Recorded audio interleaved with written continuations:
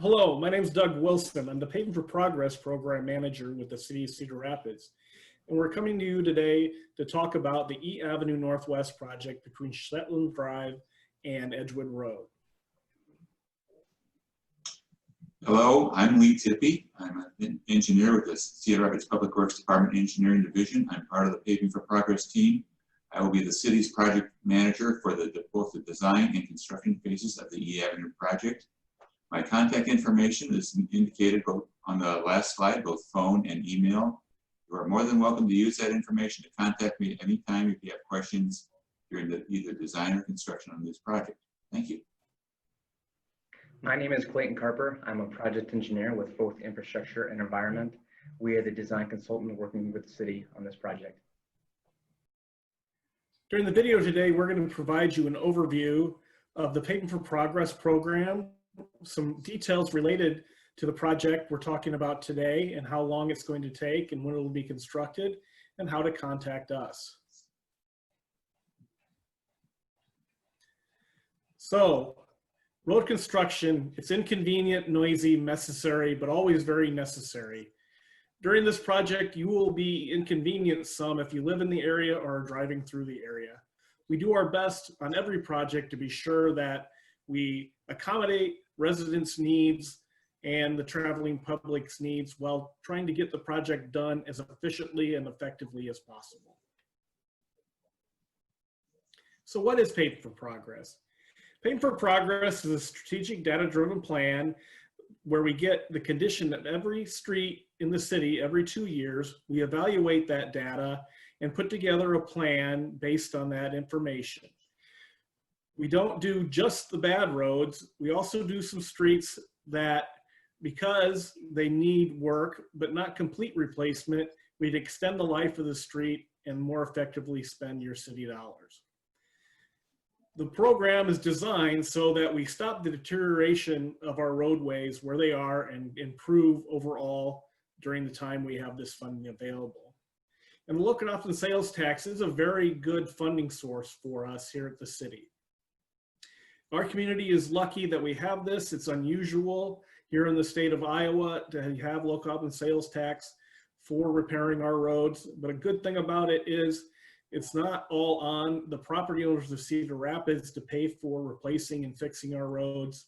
By utilizing the local option sales tax, we have the opportunity to have people help pay for our streets who don't live in Cedar Rapids but come into Cedar Rapids to shop and use our streets. So it's a more equitable way to pay for our improvements. Just to give you an idea of the impact of Paving for Progress over the years, before we had Paving for Progress, we invested about $5.5 million annually in our streets with city funds. Now we invest $18.5 million annually, and in the past 7 years, we've had $116 million that we've invested in the streets versus the previous 10 years where we invested about $55 million in city funds.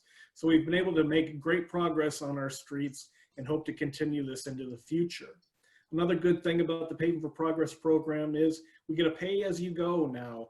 We get that sales tax revenue that comes in, we can pay our bills with that versus what we had in place before, which was selling bonds, which bonds and close are just like a loan and they incur interest.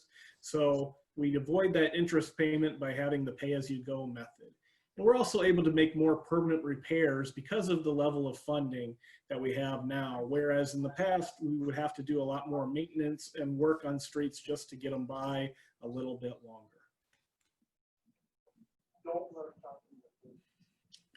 So far, during the 7 years of the program, we've improved over 65 miles of streets, done over 200 projects. As I said, $116 million invested. And prior to Paving for Progress, most of the money was spent on our most heavily used roads because we had limited funding. So now we are focusing quite a number of projects in our residential areas that had deteriorated significantly. So 66% of the projects so far are in our residential areas.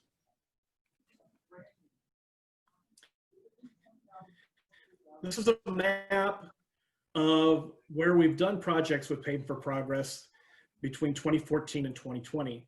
The green dots show where we've completed a project, and the orange show where we are doing projects this year and next. As you can see, we've worked throughout the city trying to do our best to improve the overall roadway condition here in Cedar Rapids.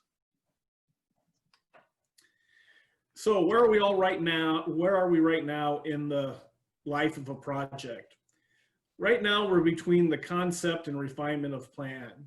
We come to you now to talk about the project so we can get feedback on things that you're concerned about, improvements that you would like to see, and answer your questions. We will not go on with the plans until we try to incorporate as many of your concerns or address as many of your concerns as possible. And with that, we'll pass it on. Thanks, Doug. My name is Clayton Carper. I'm a project engineer with both infrastructure and environment, and we are the design consultant working with the city of Cedar Rapids on this project. I will be giving a brief summary of the project improvements and the anticipated timeline for the E Avenue Northwest project from Shetland Drive to Edgewood Road. The section of road is in poor condition and will require full reconstruction. The roadway will be converted from a rural section with ditches to an urban section with curb and gutter and bike lanes. Storm sewer will be added, water main will be replaced in some areas, and sidewalk will be added to the north side of the road. Intersection improvements at E Avenue and Wiley Boulevard will include a mini roundabout similar to the roundabouts on Johnson Avenue. This project will include some right-of-way acquisitions and temporary construction easements. If an acquisition or easement is required for your property, you will be contacted later this year or early next year. A mini roundabout will replace the current 4-way stop at the Wiley Boulevard intersection to improve efficiency while reducing risk for vehicles and pedestrians. A mini roundabout has a mountable center circle to accommodate larger vehicles, and its compact size helps to reduce impact to the surrounding area. As I mentioned before, this intersection will be very similar to the 2 roundabouts on Johnson Avenue, and you can visit cityofcr.com/roundabouts for videos, renderings, tutorials, and other information. So we are currently in the beginning phases of design, and we'll be gathering feedback from property owners and stakeholders this fall. Design will continue into next spring, followed by another project update in the summer of 2021. Roadway construction will begin in the spring of 2022 and will finish later that year or the beginning part of 2023. I'll go over a few common questions, but we'll have more detail at the next project update. During construction, the intent is to close E Avenue and maintain access to local traffic. The contractor will maintain access to properties who only have access via E Avenue. However, there will be some interruptions to access during construction, but you'll be given advance notice. There may also be slight interruptions to water, but again, you'll be given advance notice. Cluster mailboxes will be installed at designated locations, and you can set out your trash and recycling as you do now. The contractor will empty your bins and return them to you. The improvements for this project will include some assessments. Assessments are applied when individual property owners receive a betterment, which will increase the value of your property. Improvements that qualify for assessments on this project include new sidewalks where none currently exist. This only applies to commercial properties. Paved driveway aprons if they're currently gravel. Curb and gutter and drainage improvements with the elimination of ditches. Roadway pavement will not be assessed, and new sidewalks will not be assessed for residential properties. Estimates for your assessment costs will be available next summer, and you'll be notified at that time. Assessment costs are not owed until the project is complete. Next steps include you sending us your feedback with any questions or concerns you might have.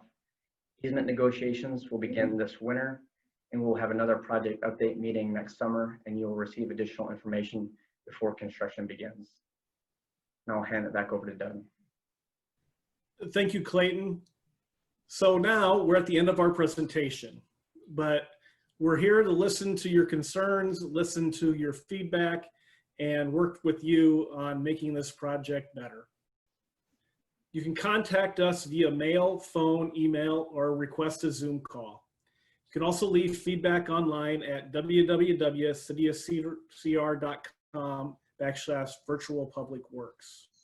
Once again, thank you for your time today, and we look forward to hearing from all of you.